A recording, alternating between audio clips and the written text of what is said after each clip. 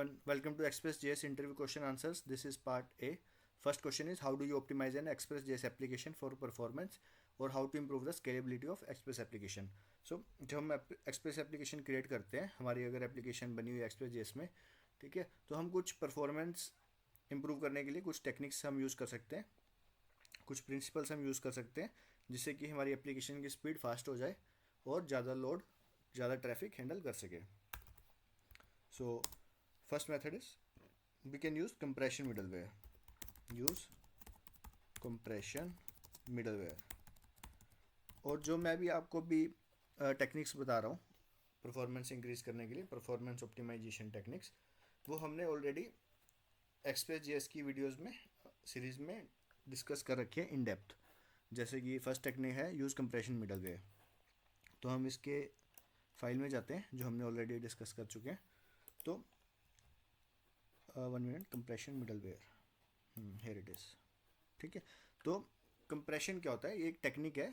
It is use to reduce the size of data sent from the server to the client.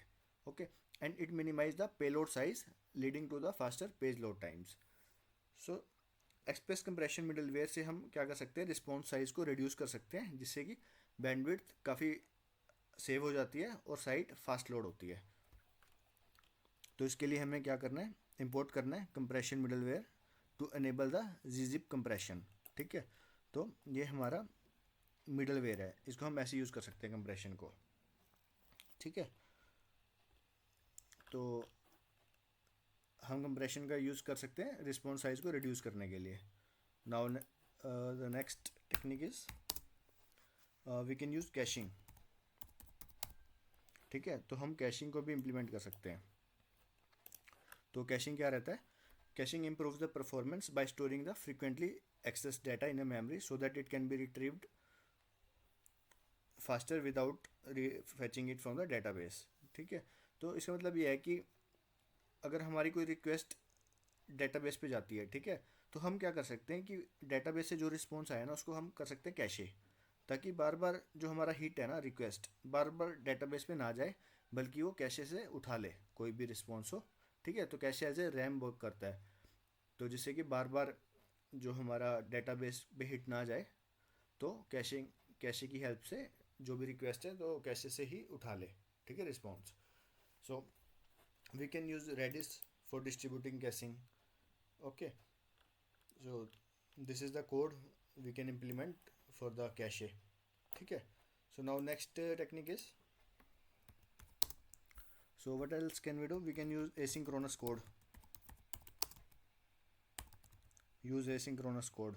ठीक है, जिससे कि performance increase होती है. सो जो भी ब्लॉकिंग ऑपरेशंस होते हैं वो अवॉइड करने चाहिए हमें. ठीक है, तो उसके लिए हमें यूज़ करना चाहिए एसिंग का वेट इन आवर कोड. ठीक है, हमें क्या यूज़ करना चाहिए? एसिंग का वेट, जिससे कि हमारा जो कोड होगा वो एसिंक्रोनस हो जाएगा. और हम क्या यूज़ कर सकते हैं? प्रोमिसेस. ठीक है, तो next technique is load balancing. So जो भी हमारा ट्रैफिक होएगा वो डिस्ट्रीब्यूट हो जाएगा.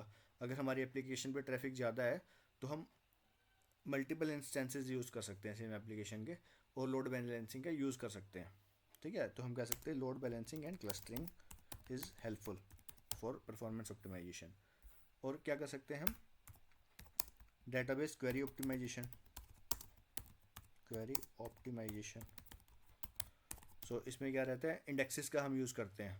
ठीक है, और अननेसेसरी क्वेरीज को हम अवॉइड करते हैं. और next technique is rate limiting. ठीक है, हम रेट लिमिटिंग का भी यूज़ कर सकते हैं ताकि जैसे हम DDoS अटैक्स हो गए और कोई भी अटैकर है बार बार मल्टीपल रिक्वेस्ट भेज के एप्लीकेशन को हैंग ना कर दे, क्रैश ना कर दे, इसलिए हम यूज़ करते हैं रेट लिमिटिंग.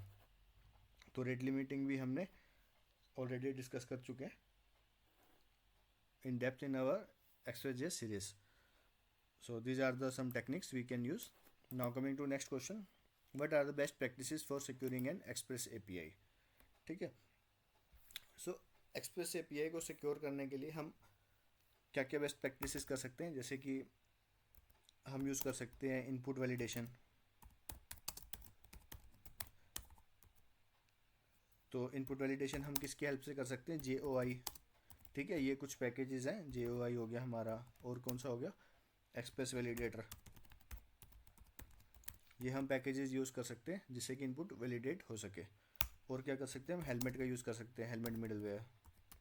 ये सब मैंने इन डेप्थ आपको एक्सप्रेस सीरीज़ में एक्सप्लेन कर रखे हैं ऑलरेडी। ठीक है, तो हेलमेट का हम यूज़ कर सकते हैं जैसे कॉमन सिक्योरिटी वल्नरेबिलिटी से प्रोटेक्ट करने के लिए हमारी एप्लीकेशन को। और next thing is rate limiting का यूज़ कर सकते हैं सिक्योरिटी के लिए, ताकि ब्रूट फोर्स अटैक्स, ठीक है, और मल्टीपल रिक्वेस्ट को कंट्रोल हम कर सकें। मान लो कोई भी अटैकर बार बार पासवर्ड ट्राई कर रहा है, ठीक है, तो एक पर्टिकुलर टाइम इंटरवल पे कुछ लिमिट्स होनी चाहिए कि इतनी बार ही पासवर्ड रिट्राई हो सके। ठीक है, और next thing is CORS policy enable करनी चाहिए हमें, पॉलिसीज कन्फिगर करनी चाहिए। ठीक है, तो जिससे क्या होगा, सिर्फ ट्रस्टेड ओरिजिन से हमें एक्सेस अलाउ कर सकें। और क्या कर सकते हैं हम, और क्या रह सकता है, JWT भी हो सकता है। JWT को हम ऑथेंटिकेशन एज ए इम्प्लीमेंट करना चाहिए जिससे कि सिक्योरिटी बढ़ती है।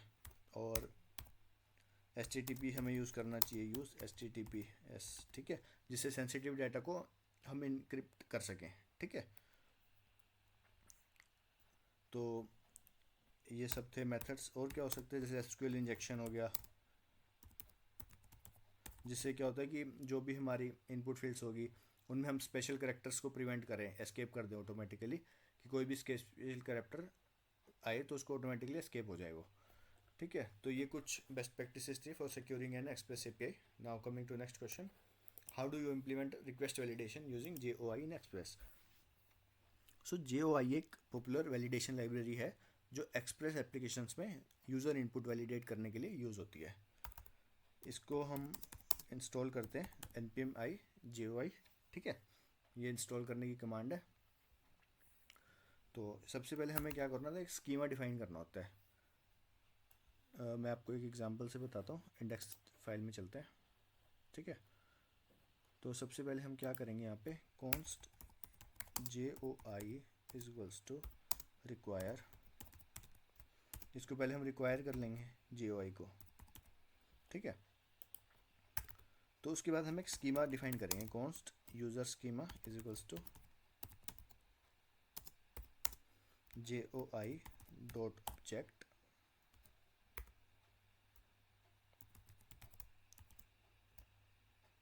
ठीक है, अब हम यहाँ पे जैसे एक नेम इनपुट है हमारी, ठीक है, उसको हमने वैलिडेट करना है, JOI डॉट स्ट्रिंग, ठीक है, डॉट मिनिमम। ठीक है, तो ये क्या करेगा, मिनिमम लेंथ 3 होनी चाहिए, डॉट रिक्वायर्ड, और ये फील्ड रिक्वायर्ड होनी चाहिए। ठीक है, इसके बिना सबमिट बटन इनेबल नहीं होगा। ठीक है, तो ये हमारी वैलिडेशन होगी। सिमिलरली हमारे पास ईमेल की भी होगी,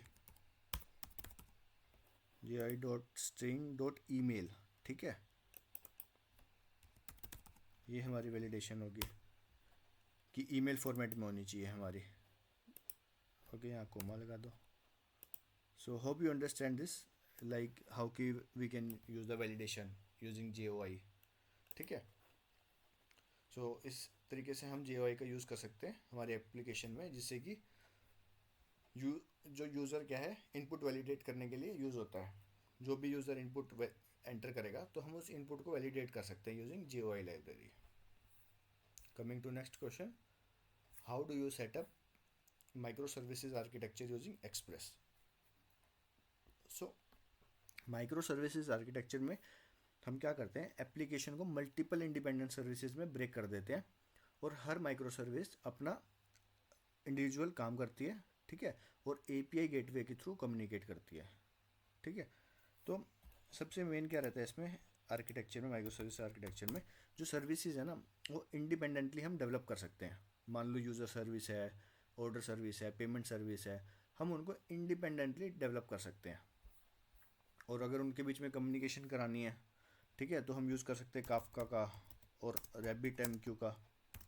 ठीक है, अगर सर्विसेज के बीच में कम्युनिकेशन हमने करानी है, और जो भी हर सर्विस का हम अपना अलग डेटाबेस क्रिएट कर सकते हैं ताकि लूजली कपल्ड रहे, और डॉकर और कुबरनेटिस के थ्रू हम अपनी माइक्रो सर्विसेज को डिप्लॉय कर सकते हैं और स्केल कर सकते हैं। ठीक है।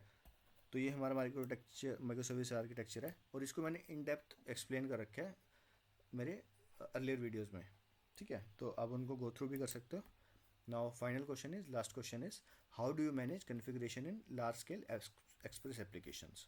सो हम यूज़ कर सकते हैं .env पैकेज का, ठीक है। ये भी मैंने आपको इन डेप्थ एक्सप्लेन कर रखा है। तो जब हमारी एप्लीकेशन काफ़ी बड़ी हो जाती है ना, तो उसकी कॉन्फ़िगरेशन हमें अच्छे से मैनेज करनी पड़ती है, ठीक है, ताकि हमारा जो कोड है वो मेंटेन रहे। इसके लिए हम यूज़ कर सकते हैं .env पैकेज का।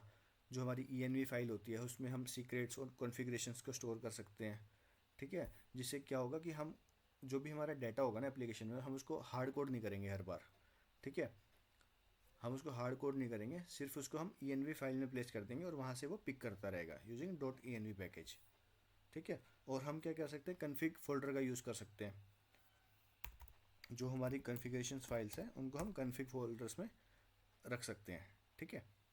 और क्या कर सकते हैं, हम सेंट्रलाइज्ड लॉगिंग यूज़ कर सकते हैं। विंस्टन हो गया, मॉर्गन हो गया, ये जो लाइब्रेरीज है हम इनका यूज़ कर सकते हैं लॉग्स को मेंटेन करने के लिए, ठीक है। तो hope you guys understand all this interview questions. I will see you in the next upcoming video.